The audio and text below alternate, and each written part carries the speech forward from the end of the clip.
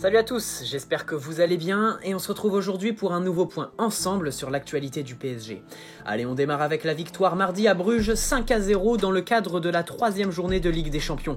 Après un but d'un Icardi aussi rapide qu'efficace à la 7e minute, Paris tombe dans un faux rythme tout seul, résultat d'erreurs techniques inhabituelles, notamment au milieu de terrain. Paris est bousculé mais ne tombe pas et c'est l'entrée fracassante d'un Mbappé auteur d'un triplé qui va tout changer. Sur chaque ballon d'attaque, l'équipe se trouve. Bruges perd le fil du match et cool. Mbappé a faim et sera rassasié après 3 buts et une passe décisive. Impressionnant.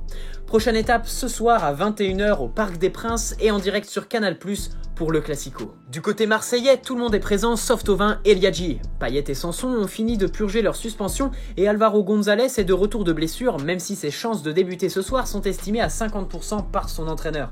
Paris devra de son côté faire sans Neymar, Gueye, Meunier et Kehrer, tous les trois à l'infirmerie. Herrera sera bien présent malgré la petite alerte physique à Bruges et Draxler est de retour dans le groupe. Qui dit Classico dit déclaration face à la presse en guise d'échauffement avant la confrontation sur le terrain. André Villas-Boas a décidé de maîtriser sa communication en ne se mettant clairement pas la pression. On a plus à gagner qu'à perdre. On va rêver et essayer de gagner. Steve Mandanda s'est montré un poil plus ambitieux. Même si Paris est au-dessus, on y va avec de l'ambition et de l'envie. Dans le football, tout est possible. On va jouer le coup à fond.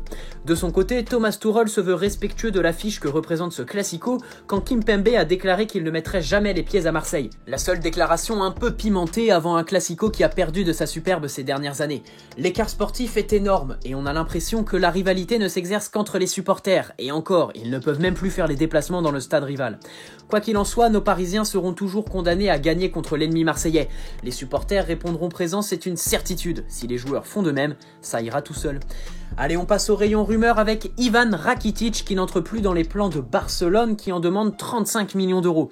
Bien sûr, le PSG a été cité comme possible destination future du milieu croate cette semaine, mais l'intérêt n'est absolument pas confirmé et cette rumeur n'a presque aucune chance d'aboutir. L'Inter Milan de son côté voudrait rafler la mise. Selon les informations de Gaulle, l'agent de Bruno Guimaraes a rencontré le PSG à Paris ce jeudi. Les scouts du club de la capitale ont déjà supervisé le milieu défensif de 21 ans à plusieurs reprises.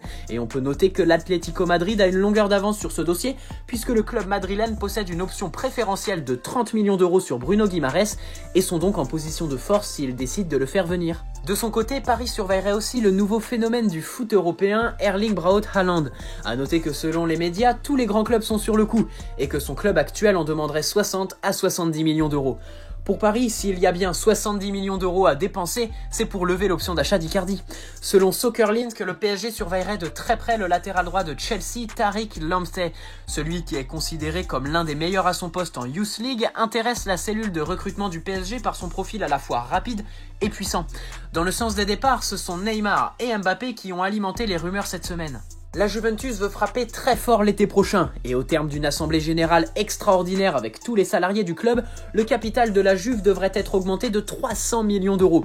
Et l'objectif de cette augmentation serait de pouvoir frapper un grand coup sportif mais aussi marketing l'été prochain en recrutant soit Pogba, soit Neymar, soit Mbappé. Bien sûr, aucun contact n'a été établi, mais parler de cette augmentation considérable qui devrait conduire à un danger pour le PSG par une très grosse activité sur le marché des transferts l'été prochain est à mon sens bien plus intéressant et plus crédible que de relayer toutes les rumeurs qui envoient Mbappé au Real Madrid par tous les moyens. Alors attention, la Juventus prépare les grandes manœuvres. Au niveau des prolongations, rien n'a bougé. Le club discute toujours avec Marquinhos, Bernat et Verratti, alors que malgré la nouvelle grosse performance de Thiago Silva mardi soir, le club aurait décidé de patienter pour son capitaine brésilien de 35 ans. Idem pour Cavani qui n'est pas entré face à Bruges et que l'on espère revoir ce soir dans un Classico qu'il a su marquer de son empreinte. André Onana a annoncé avoir été contacté par le PSG cet été. Le gardien camerounais de 23 ans est revenu sur cet intérêt. Paris, j'ai eu des feedbacks du PSG, j'ai eu des discussions avec mon agent, il m'a parlé de Paris et de ce qu'il a envie de faire. Cela reste dans le cadre professionnel, ce sont des choses qui se géraient avec mon agent. On en a discuté plusieurs fois, il m'a dit que Paris était intéressé.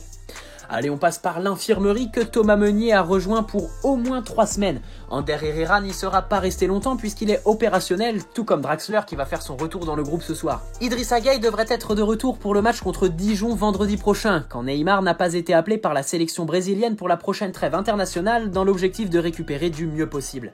Colin Bagba pourrait débuter le match ce soir après 1 mois et demi d'absence et Thilo Kehrer suit une progression très satisfaisante dans son processus de rétablissement, mais le défenseur suit toujours un entraînement individuel sur le terrain. Voilà, c'est tout pour le moment et ce petit point sur l'actualité du PSG. Rendez-vous ce soir en live avant le Classico et puis en vidéo après pour le débrief. En attendant, n'hésite pas à me donner ton avis sur l'actualité du PSG dans l'espace commentaire, lâcher un pouce bleu si cette vidéo t'a plu, t'abonner si ce n'est pas déjà fait, et puis tu peux aussi aller checker tous mes réseaux sociaux dans la description. Bon dimanche à tous, à ce soir en live, allez Paris!